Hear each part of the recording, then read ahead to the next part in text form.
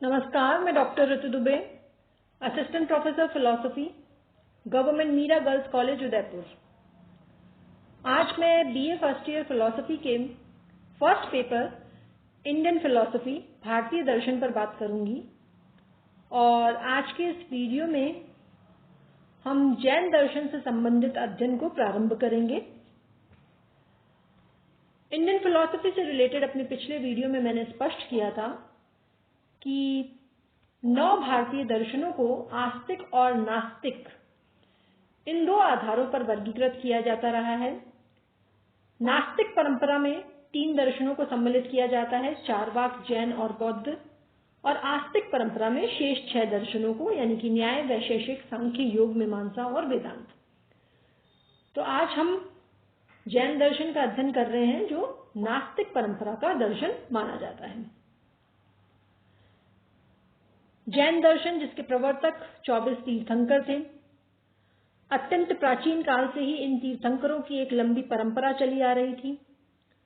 ऋषभदेव इस परंपरा के प्रथम तीर्थंकर माने जाते हैं और महावीर इसके 24वें या अंतिम तीर्थंकर थे। महावीर जिनका जन्म ईसा से पूर्व 6ठी शताब्दी में हुआ था।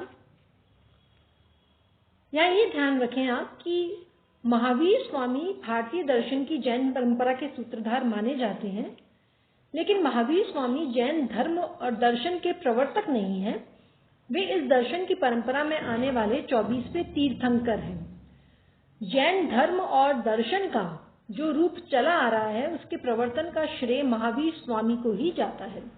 जैन धर्म में उनके पूर्व भी 23 तीर्थंकर हो चुके हैं और जैसा कि मैंने स्पष्ट किया उनमें से प्रथम थे ऋषभदेव। इस प्रकार जो जैन धर्म दर्शन है वो एक प्रागैतिहासिक विचारधारा रही है। ये जो 24 तीर्थंकर हुए इनको जिन भी कहते हैं। जिन का अर्थ है विजेता या जीतने वाला, या यूं कहूं कि जितेंद्रिय। तीर्थंकरों को जिन नाम इसलिए दिया गया क्योंकि इन्होंने राग द्वेष को जीतकर निर्वाण प्राप्त किया गया। अब जैसा कि मैंने कहा कि जो जैन मत है वो नास्तिक परंपरा का है। नास्तिक परंपरा में इसको इसलिए रखा गया क्योंकि ये वैदिक धर्म और यज्ञ आदि के विरुद्ध प्रतिक्रिया स्वरूप इसका जन्म हुआ। साथ ही एक और बात है कि जो जैन है वो ईश्वर को नहीं मानते। वे तीर्थंकरों अर्थात जैन मत के जो प्रवर्तक हैं उनकी ही उपासना करते हैं। इनका मानना है कि तीर्थंकर मुक्त होते हैं, मोक्ष प्राप्त होता है। मोक्ष पाने के पहले भी ये बंधन में थे, लेकिन साधना के द्वारा ये मुक्त, सिद्ध, सर्वज्ञ, सर्वशक्तिमान और आनंदमय हो गए। और जैनों का ये विश्वास है कि बंधनग्रस्त सभी जो जीव हैं, जीव यानी जो आत्माएं हैं, वो जिनों के दिखलाए मार्ग पर चल सकते हैं और उनकी तरह ही पूर्ण ज्ञान, पूर्ण शक्ति और पूर्ण आनंद को प्राप्त कर सकते हैं। तो एक तरह से जैन मत में ये एक आशावाद है कि आशावादिता दिखाई देती है कि साधना के द्वारा बंधनग्रस्त जो सभी जीव हैं वो मोक्ष प्राप्त कर सकते हैं। कालांतर में जो जैन धर्म है उसके 2 संप्रदाय हो गए। एक है श्वेतांबर और दूसरा है दिगंबर। इन संप्रदायों में कोई मूल सिद्धांतों को लेकर भेद नहीं है। मौलिक सिद्धांतों पर तो ये दोनों ही एक मत है, लेकिन इनमें जो मुख्य भेद है वो आचार और विचार संबंधी कुछ गौण बातों को लेकर है। दोनों ही संप्रदायों के लोग तीर्थंकरों के उपदेशों को अवश्य मानते हैं, लेकिन श्वेतांबर की अपेक्षा जो दिगंबर है उनमें आचरण को लेकर, है ना, आचरण के नियमों को लेकर जो कट्टरता है वो ज्यादा पाई जाती है। इतनी कट्टरता की जो दिगंबर जो सन्यासी हैं वो वस्त्रों का भी व्यवहार नहीं करते। यानी जो दिगंबर जो सन्यासी हैं उनका ये मानना है कि वस्त्र धारण करने की आवश्यकता नहीं है क्योंकि आकाश ही उनका वस्त्र है। लेकिन जो श्वेतांबर हैं वो सन्यासी हैं, जो श्वेतांबर सन्यासी हैं वो वस्त्रों का व्यवहार करते हैं, वो श्वेत वस्त्र जो है वो पहनते हैं।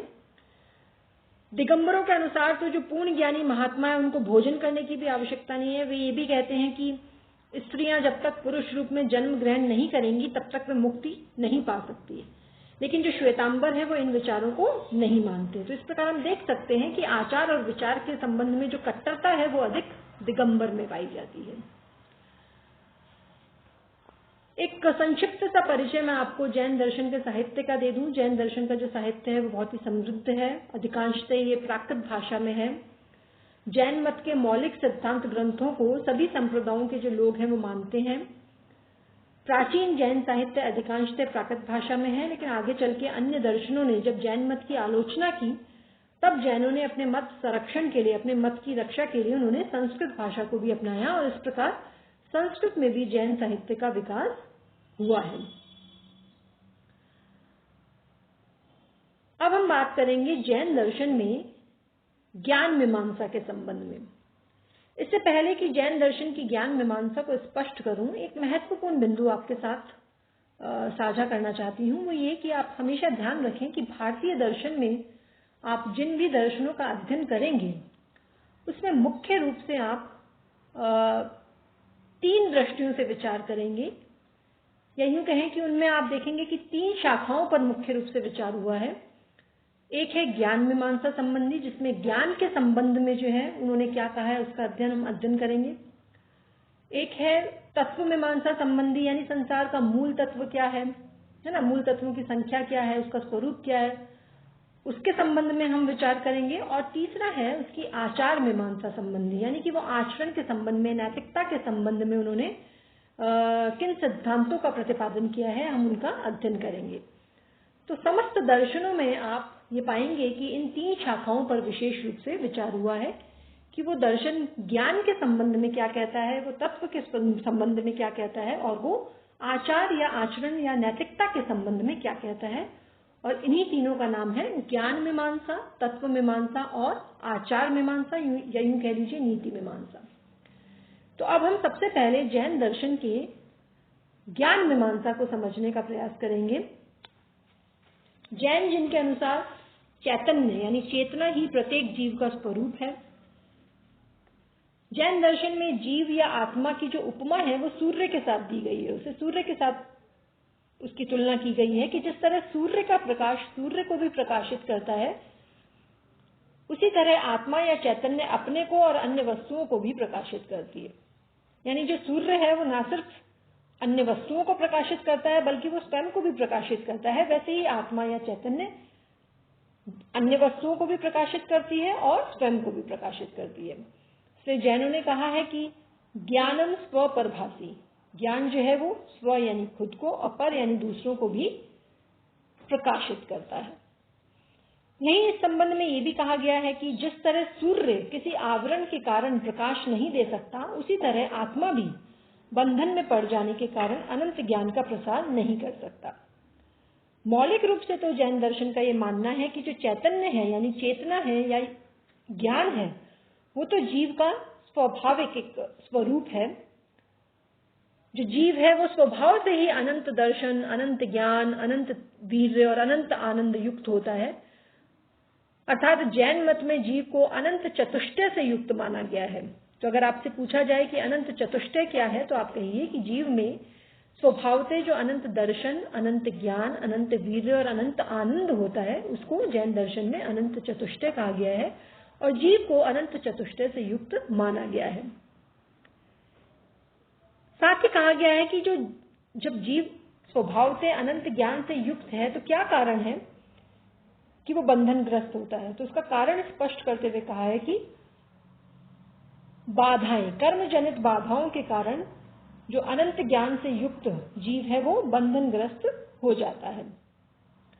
ज्ञान की जो सीमाएं हैं वो जैन दर्शन के अनुसार कर्म जनित बाधाओं के कारण है और इन बाधाओं के कारण ज्ञान में न्यूनता या कमी या सीमितता आ जाती है और जो जीव स्वभाव से सर्वज्ञ है, सर्वज्ञ यानी सब जानता है, पूर्ण ज्ञान से युक्त है, उसकी जो सर्वज्ञता है वो नष्ट हो जाती है उस कर्म जनित बाधाओं के कारण।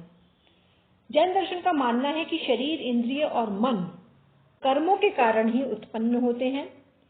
इनके वर्तमान रहने से यानी इनके विद्यमान रहने से आत्मा की जो स्वाभाविक शक्ति है, और आत्मा की स्वाभाविक शक्ति क्या है कि वह अनंत चतुष्टय युक्त है, वो आत्मा की स्वाभाविक शक्ति परिमित हो जाती है, वो सीमित हो जाती है। तो इस प्रकार उन्होंने ज्ञान या चैतन्य को आत्मा का स्वरूप माना, लेकिन उसके ज्ञान या चैतन्य में कमी क्यों आ जाती है, उसका कारण उन्होंने कर्म जनित बाधाओं को माना है।